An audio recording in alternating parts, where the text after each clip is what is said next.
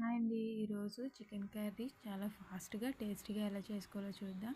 ముందుగా పాన్ పెట్టి ఆయిల్ వేసుకొని 4 ఉల్లిపాయలు, 4 పచ్చిమిర్చి కోసుకొని ఇలా ఫ్రై చేసుకోవాలండి.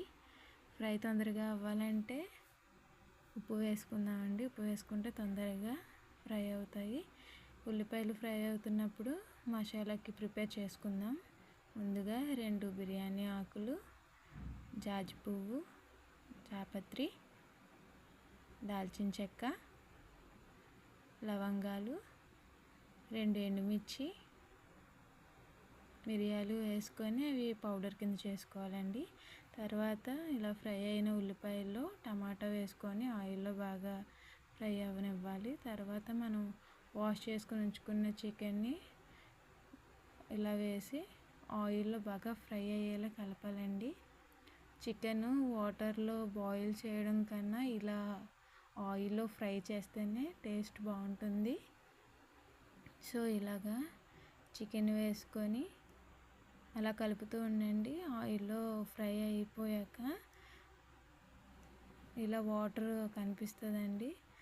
ఇలా బాగా ఫ్రై అయ్యాక చికెన్కి సరిపడా కారం వేసుకోవాలండి. కారం వేసుకొని చిటికెడు పసుపు వేసుకోవాలి.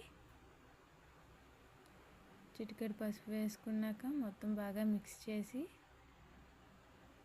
కొంచెం ఫ్రై అయ్యేదాకా మూత పెట్టుకోవాలండి. ఇదిగోండి ప్రిపేర్ చేసుకున్న పౌడర్. ఇలా ఫ్రై అయిన తర్వాత కొంచెం వాటర్ వేసుకొని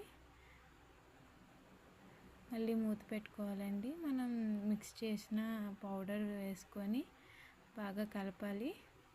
కలిపిన తర్వాత గసగసాలు, జీలకర్ర, ధనియాలు పౌడర్ చేసుకున్నామండి. ఆ పౌడరు నెక్స్ట్ కొంచెం పెరుగు వేస్తే సరిపోద్దండి.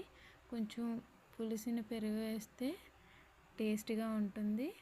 మీకు గ్రేవీ రావాలంటే ఇలా అయినప్పుడే స్టవ్ ఆఫ్ చేసుకోండి. ఇలా గార్నిష్ చేసుకుంటే చాలా టేస్ట్గా ఉంటుందండి.